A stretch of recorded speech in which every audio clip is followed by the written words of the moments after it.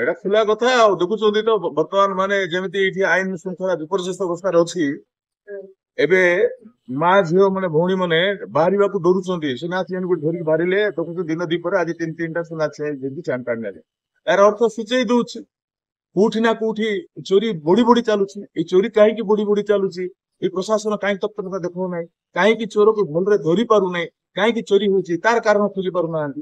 ଯାହା ଫଳରେ ବେକାର ସଂଖ୍ୟା ତ ବଢୁଛି। ବେକାର ସଂଖ୍ୟା ବଢିଲେ ଚୋରି କାମ ବଢିବ।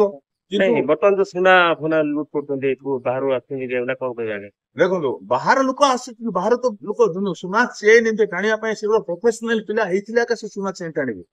ଆମେ ତ ଜାଣୁଛୁ, ଆମେ ବି ଜାଣିପାରୁଛୁ, ଲୋକ ବି ଜାଣିପାରୁଛୁ ଏଟା ବାହାର ଲୋକଙ୍କର କାମ। ବାହାର ପିଲା ଆସୁଛନ୍ତି ନେଇକି ଏଠି ବାହାର ଲୋକ ଆସୁଛନ୍ତି। ତାଙ୍କୁ କିଏ ପ୍ରଶୟ କିଏ ଦଉଛି? ତାଙ୍କୁ କିଏ କହୁଛି ତୋ ପାଖରେ କଣ? କାହିଁକି ତା ପଛରେ କିଏ ଅଛି? କାହିଁକି ଏଇ ଜିନିଷ ହଉଛି ସେଇଟାକୁ ଆମେ ଧରିବା। କାହିଁକି ପ୍ରତିଦିନ ଏମିତି ସୁନା ଚୋରି ହବ? ଦେଖନ୍ତୁ ଧୀରେ ଧୀରେ ଧୀରେ ଆପଣ ଜାଣୁଥିବେ ଗତ ଦିନରେ ପେଟ୍ରୋଲ ଚୋରି କରିବାକୁ ବାହାରିଛନ୍ତି। ପେଟ୍ରୋଲ ଚୋରି କରିକି ମୋଟରସାଇକେଲ ଖରାପ କରୁଛନ୍ତି। ପେଟ୍ରୋଲ ଚୋରି କେତେ 50 ଟଙ୍କା 100 ଟଙ୍କା ବିକିଦେଲେ ଗଲା। କାହିଁକି? ଆଜି ଚାକିରି ନାହିଁ, ବେକାରୀ ପଡୁଛି। ତାର ପାଇଁ ଦାୟୀ କିଏ? ଦାୟୀ କିଏ? ଦାୟୀ ହଉଛି ବର୍ତ୍ତମାନ ଆମର ଯୋଉ ସରକାର, ଆମର ଯୋଉ ବର୍ତ୍ତମାନ ଆମର ଯୋଉ ତଥାକଥିତ ବର୍ତ୍ତମାନ ଚାଲିଛି ଆମର ଜୟପୁର ନିର୍ବାଚନ ମଣ୍ଡଳୀରେ କିମ୍ବା ଏଇ ଇଏରେ ଯୋଉ ନେତା ମାନଙ୍କର ତାଙ୍କର ଅପାରଗତା ଲାଗି ଆଜି ଆମେ ସମସ୍ତେ ଆଜି ତ୍ରାହି ତ୍ରାହି କରୁଛନ୍ତି ଜୟପୁରବାସୀ। ଆଚ୍ଛା, କିନ୍ତୁ ଦେଖନ୍ତୁ ଯୋଉ ପୂର୍ବ ଦିନରେ ଗଞ୍ଜାମରୁ ବିଭିନ୍ନ କୁଖ୍ୟାତ ଗ୍ୟାଙ୍ଗ ସବୁ ଆସିକି ଅଞ୍ଚଳରେ ସୁନା ଚେନ୍ ଲୁଟ କରୁଥିଲେ କିଛି ବର୍ଷ ତଳେ, କିନ୍ତୁ ସେମାନେ ପୁଣି ଥରେ ସକ୍ରିୟ। କଣ କହିବା ଆଜ୍ଞା? ନ୍ୟାଚୁରାଲି ତାଙ୍କ ପଛରେ କିଛି ବଡ ହାତ, କିଛି ବଡ ଲୋକର ହାତ ରହିଛି ବୋଲି ତ ସେମାନେ ଆସୁଛନ୍ତି। ସରିଲା ପରେ ଚାଲି ଯାଉଛନ୍ତି। ବାସ୍ ଚୋରଉଛନ୍ତି, ଚାଲି ଯାଉଛନ୍ତି। କିନ୍ତୁ ଚୋରି କାର ହଉଛି ଆଜ୍ଞା? ଚୋରି ଆମର ହଉଛି, ଆମ ଲୋକର ହଉଛି। ଦିନ ଦିପରେ ଘର ଭିତରେ ବସୁଛନ୍ତି। ଦିନ ଦିପରେ ମା ଭଉଣୀର ସୁନା ଚେନ୍ ଧରିକି ପଳଉଛନ୍ତି। ସବୁ ଯାକ ଯେତେବେଳେ ଜିନିଷ ହଉଛି କୋଉଠି ନା କୋଉଠି ତାଙ୍କେ କଣ କରିବେ? ଏ ସବୁ ଜାଣି ଶୁଣିକି ସବୁ ଜାଣିଛନ୍ତି କିଏ ଚୋରି କରୁଛି କଣ ନାହିଁ। ସିଏ ଚୋରକୁ ଧରିବାଟା ବଡ କଥା ନୁହେଁ। ଚୋରକୁ ପ୍ରଶୟ କିଏ ଦଉଛି ସେଟା ଧରିବା ବଡ କଥା। ଯଦି ଚୋରର ପ୍ରଶୟ ଯିଏ ଅଛି, ଚୋରର ଗୁରୁ ଯିଏ ଅଛି, ତାକୁ ଯଦି ଧରା ପଡିବ, ତାକୁ ଧରିଲେ ଚୋରି କାମ ବନ୍ଦ ହବ। କିଏ କରିବ?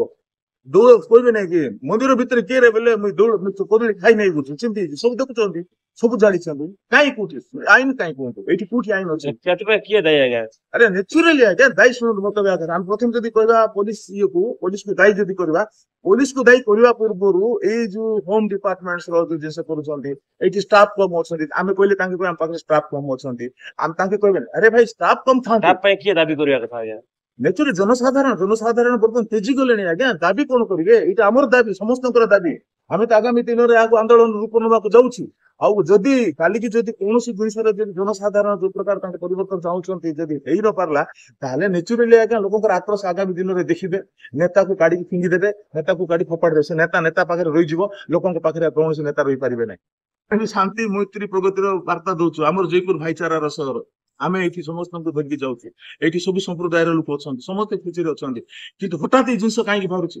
ସମାନ ଶାନ୍ତି ମୈତ୍ରୀରେ ଆମେ ଧରିକି ଚାଲିଲା ବେଳକୁ ଏଇଠି ଅସନ୍ତୋଷ ବାହାରୁଛି। ଏଇଠି ପୁରା ଲୋକଙ୍କର ମନରେ ଗୋଟେ ଆକ୍ରୋଶ ବାହାରୁଛି। ଏଇ ଜିନିଷ କାହିଁକି ହଉଛି? ଏଥିପାଇଁ ହଉଛି ଯୋଉଟା କି ବର୍ତ୍ତମାନ ଆମର ଯୋଉ ଦେଖୁଛନ୍ତି ଚୋରି ହେବା କଥା କିମ୍ବା ଟ୍ରାଫିକ ସେନ୍ସ ହଉ, ଯାହା ବି ହଉ, ଯୋଉଠି ବି ହଉ, କିନ୍ତୁ ଆଇନ ଶୃଙ୍ଖଳା ପୁରା ଭୁଷୁଡି ଯାଇଛି ଆଜ୍ଞା। କିଛି ଆଇନ ଶୃଙ୍ଖଳା ନାହିଁ କହିଲେ ଚଳେ। ଲୋକ ଡରୁଛନ୍ତି। ରାତି 9ଟା ହେଲେ ଲୋକ ଡରୁଛନ୍ତି ବାହାରେ ବାହାରିବୁ ବୋଲିକି। ଦିନ ଦିପହରରେ ଯଦି ଗୋଟେ ସ୍ତ୍ରୀର ଯଦି ତାର ସୁନା ଚେନ୍ ଟାଣି ଦଉଛନ୍ତି, କାଲି ରାତି 2ଟା ବେଳକୁ ଯଦି ବସରେ ଯଦି ଗାଡିରେ ଆସିଲା ବେଳକୁ ସେ ଡରିବ କି ନାହିଁ? ଡରିବ, ନ୍ୟାଚୁରାଲି ଡରିବ। ଏହା ପାଇଁ କିଏ ଦାୟୀ? ଆଜି ଆମେ କହୁଛୁ ପ୍ରଶାସନ ଦାୟୀ। ଏହା ପାଇଁ ନେତୃତ୍ୱ ଯିଏ ନଉଛି ବର୍ତ୍ତମାନ ସିଏ ଦାୟୀ। ଅନ୍ୟମାନେ ବି ଦାୟୀ ଅଛନ୍ତି। ସେ କହିବ ମୁଁ କୋଉଠି ଦାୟୀ? ଦାୟୀ ନାହିଁ। ତମେ ସଚେତନତା କରେଇଛ, ତମେ ସଚେତନତା କର। ତମେ ସଚେତନତା କରିଲେ ଜାଣିଥାନ୍ତ ଆଇନ ଶୃଙ୍ଖଳା କେମିତି ବିପର୍ଯ୍ୟସ୍ତ ଦେଖନ୍ତୁ। ଏଇଟା ଆଗାମୀ ଦିନରେ ନିଶ୍ଚୟ ଗୋଟେ ଆନ୍ଦୋଳନ ହେବାକୁ ଯାଉଛି। ଭୟଙ୍କର ଆନ୍ଦୋଳନ ହବ। ଲୋକ ତେଜି ଗଲେଣି। ସେତିକି କହୁଛି, ଆମେ ବି କିଛି ସମୟ ପାଇଁ ଆମେ ବି ସଚେତ ହେବାକୁ ପଡିବ।